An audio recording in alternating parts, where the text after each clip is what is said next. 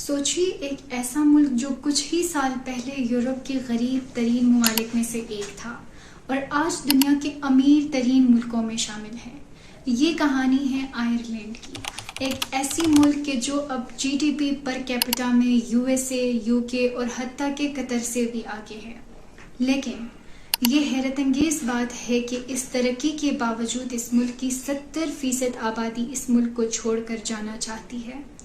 آج ہم آئرلینڈ کی اس دولت کے پیچھے کے راز پر غور کریں گے کہ یہ ملک اتنی اونچائیوں تک کیسے پہنچا اور کیوں اس کے لوگ اسے چھوڑنا چاہتے ہیں۔ آج کے آئرلینڈ کو سمجھنے کے لیے ہمیں ان اندھیرے دنوں میں واپس جانا ہوگا جب Ireland per the great hunger کا سایہ تھا۔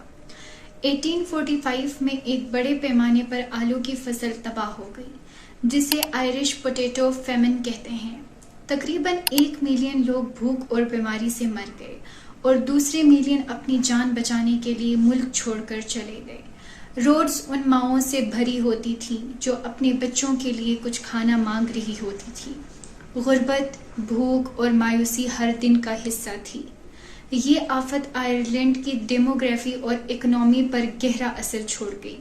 جب آئرلینڈ 1922 میں برٹش حکومت سے آزادی حاصل کر رہا تھا، یمن سے تباہ شدہ آبادی کبھی بھی پوری طرح سے بحال نہیں ہو سکی اور اگلے 50 سال تک اس کے سائے آئرلینڈ پر منڈلاتے رہے۔ مگر تبدیلی نظر آنے لگی تھی جب 1973 میں ایک اہم موڑ آیا۔ آئرلینڈ نے یورپین اکنامک کمیونٹی کا حصہ بن کر یورپ میں اپنا سفر شروع کیا، جو اب یورپین یونین کے نام سے مشہور ہے۔ اس ممبرشپ نے نئے بازاروں کے دروازے کھول دیے، جہاں آئرلینڈ اپنی اصناعات یورپ بھر میں بیچنے لگا، وہ بھی کم ٹریڈ بیریئرز اور سنگل ٹیکسیشن پالیسیز کے فائدے اٹھاتے ہوئے۔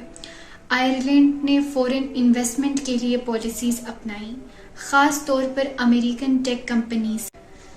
1990s کے آخر اور 2000 کے آغاز میں آئرلینڈ کی اکنامی بڑھنے لگی اور اسے کیلٹک ٹائیگر کا لقب ملا۔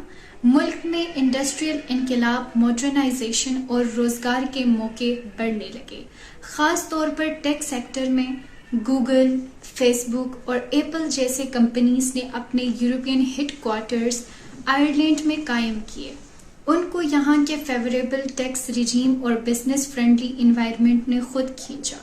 لیکن اس چمک دھمک کے نیچے ایک مشکل اور اکثر دھوکہ دینے والی حقیقت چھپی ہے۔ آئرلینڈ کا جی ڈی پی پر کیپٹا دنیا کے بلند ترین نمبرز میں سے ایک ہے، جو ایک عظیم دولت کا تصور دیتا ہے۔ لیکن یہ صرف ہر شخص کے لیے ایوریج اکنامک آؤٹ پٹ کو نپٹا ہے، لیکن income distribution, cost of living یا اوورال خوشحالی کو مد نظر نہیں رکھتا۔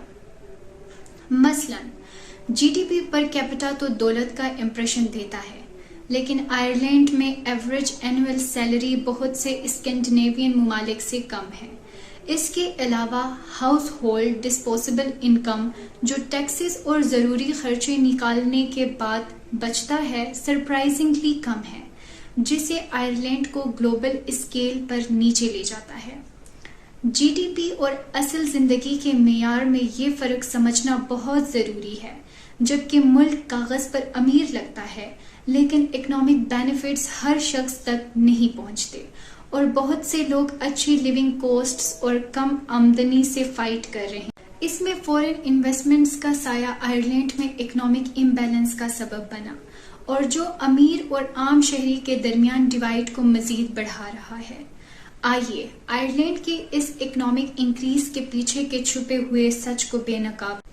جب ٹیک انڈسٹری نے آئرلینڈ میں اپنا جادو جگایا تو بہت سی اچھی سیلری والی جابز پیدا ہوئیں، لیکن یہ جاب زیادہ تر غیر ملکی انفلوئنس والے لوگوں کو ملی۔ گوگل، ایپل اور فیس بک جیسے بڑے ٹیک کمپنیز آئرلینڈ میں بس گئے، لیکن ان جابز میں اصلیت میں کتنے آئرش لوگ کام کرتے ہیں؟ اس کے برعکس اکثر آئرش لوگ کم سیلری والے سیکٹرز میں کام کرتے ہیں، جیسے کہ ایگریکلچر، ریٹیل اور مائننگ۔ ان سیکٹرز میں سیلری بہت کم ہوتی ہے، جس سے امیر اور غریب کے درمیان فاصلہ بڑھ جاتا ہے۔ غیر ملکی کمپنیز کے آنے سے آئرلینڈ کا جی ڈی پی تو بڑھ گیا، لیکن اس کا فائدہ ہر شہری تک نہیں پہنچ سکا۔ اندر فیکٹ اس کے ریزیڈنٹس کا ملنا بہت ٹف ہے۔ آئرلینڈ ابھی ایک شدت سے گھروں کی کمی کے بحران کا سامنا کر رہا ہے۔